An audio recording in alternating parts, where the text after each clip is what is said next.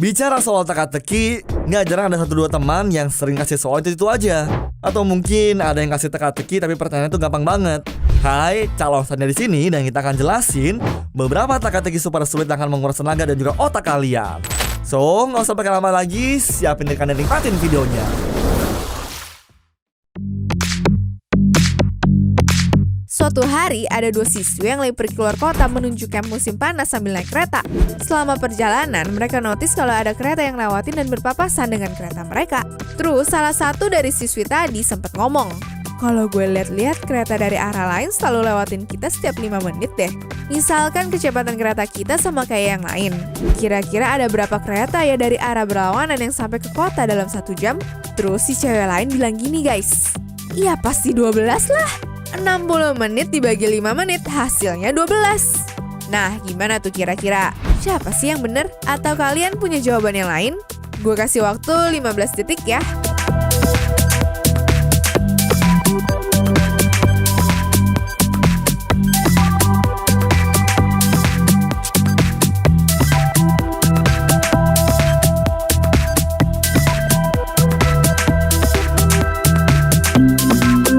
Guys, sebenarnya tuh gini. Misalnya kereta mereka lagi kagak gerak, perhitungan siswi pertama tuh bakal bener. Cuma kereta mereka kan lagi gerak. Iya sih, emang butuh 5 menit buat papasan sama kereta mereka. Cuma butuh 5 menit lagi biar kereta kedua bisa sampai ke titik waktu kereta siswi tadi papasan sama kereta pertama. Berarti waktu antara kereta yang lewat tuh sebenarnya 10 menit guys. Makanya kalau begitu, cuma ada 6 kereta doang yang lewat dalam sejam.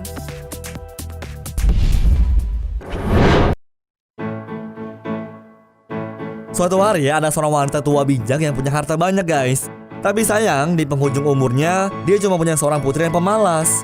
Sebelum meninggal, si wanita tua harus melikuidasi seluruh asetnya dan ditulis penuh dalam satu cek dalam 3 amplop yang berbeda. 2 diantaranya akan berisi kertas kosong. Syarat buat mewarisi cek itu adalah sang putri itu harus memilih amplop yang benar dengan hati-hati. Kalau dia berhasil, dia akan memiliki semua kekayaan ibunya guys. Nah, tibalah saat untuk memilih. Si putri dihadapkan dengan 3 pernyataan berbeda yang tertulis di atas amplopnya. 2 diantaranya adalah pernyataan yang salah. Amplop pertama berisi pernyataan, amplop ini tidak berisi cek. Amplop kedua berisi pernyataan, amplop ini memiliki cek. Amplop ketiga berisi pernyataan, amplop kedua tidak memiliki cek. Waduh, susah banget ya. Kira-kira amplop berapa tuh yang harus dipilih putrinya?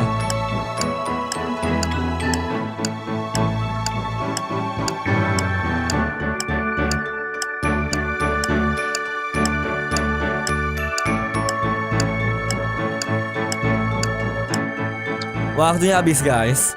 Jawabannya adalah dia seharusnya tuh memilih amplop pertama. Kenapa? Karena pernyataan 1 dan juga 2 tuh bersifat menjebak. Kalau si ibu emang ingin anaknya yang pemalas belajar untuk bijak, maka pernyataan di amplop pertama dan juga kedua bermaksud untuk menguji putrinya. Gak mungkin dia ngasih tahu segampang itu kan? Nah, satu-satunya pernyataan yang bisa dipercaya adalah amplop ketiga. Amplop ketiga tuh berisi clue jujur dan ngejelasin kalau amplop kedua tuh gak berisi cek warisan. Tapi sayangnya, si putri itu malah memilih amplop ketiga karena dia mudah percaya sama pernyataan di amplop pertama.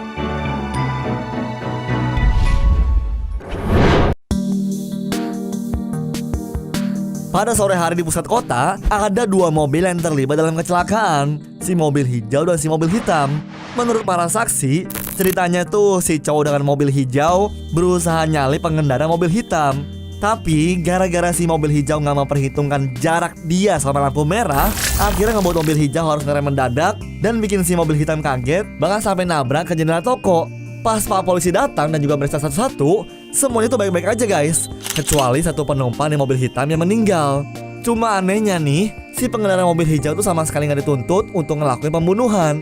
Kira-kira kenapa gitu ya? Coba guys dipikir baik-baik.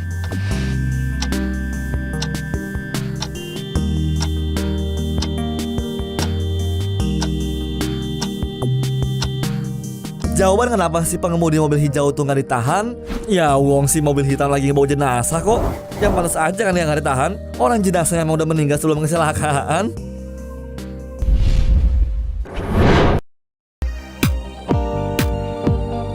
Di suatu penjara, ada 4 penjahat yang harus menghadapi hukuman mati. Tapi sipir penjara ngebiarin mereka bebas kalau bisa mencahin teka-teki dari dia. Kalau kagak bisa ya ntar bakal digantung deh.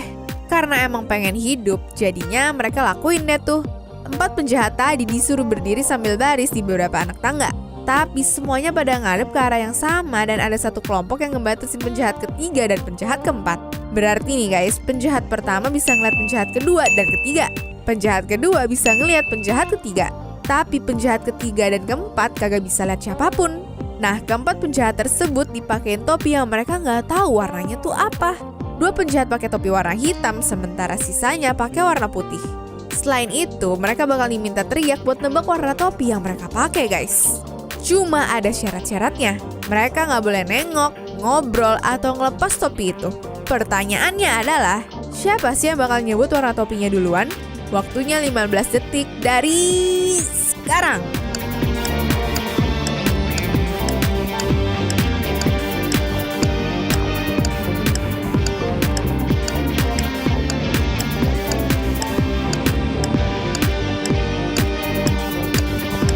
Jadi guys, jawabannya itu pasti penjahat kedua yang bakal nyebut. Tahu nggak alasannya kenapa?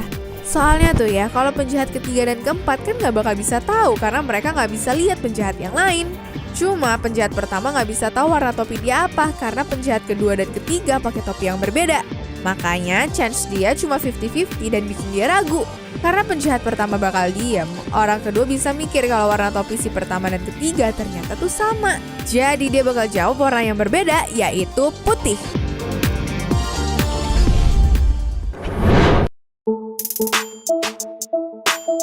Di suatu malam, ada satu keluarga yang terdiri dari ayah, ibu, anak lelaki, dan juga anak perempuan yang terjebak di sebuah goa.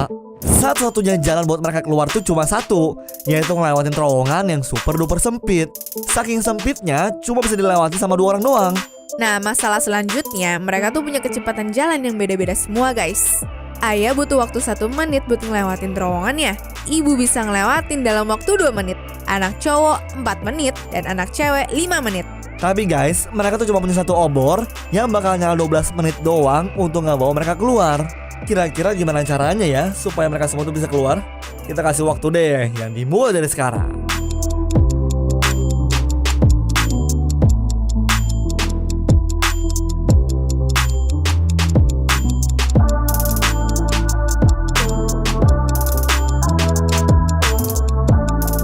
Gimana? Ada yang bisa jawab gak? Sebenarnya gampang guys. Pertama-tama ayah sama ibunya tuh bakal keluar duluan dengan waktu 2 menit. Terus ayah tuh bakal masuk lagi dan makan waktu 1 menit doang. Pas udah di dalam, ayah itu bakal stand dan juga ngebiarin anak laki-laki dan juga perempuannya untuk keluar berbarengan. Di sini mereka tuh bakal makan waktu 5 menit. Terus si ibu tuh bakal masuk dan membutuhkan waktu 2 menit buat ngejemput si ayah. Udah deh, di sisa 2 menit terakhir, ayah dan juga ibu bisa keluar berbarengan. Gimana guys? Ada yang nemu nggak cara lebih cepat dari yang kita kasih? Coba komen di bawah ya. Anyways, cukup sampai di sini ya guys video hari ini. Sampai jumpa di video selanjutnya. Dah.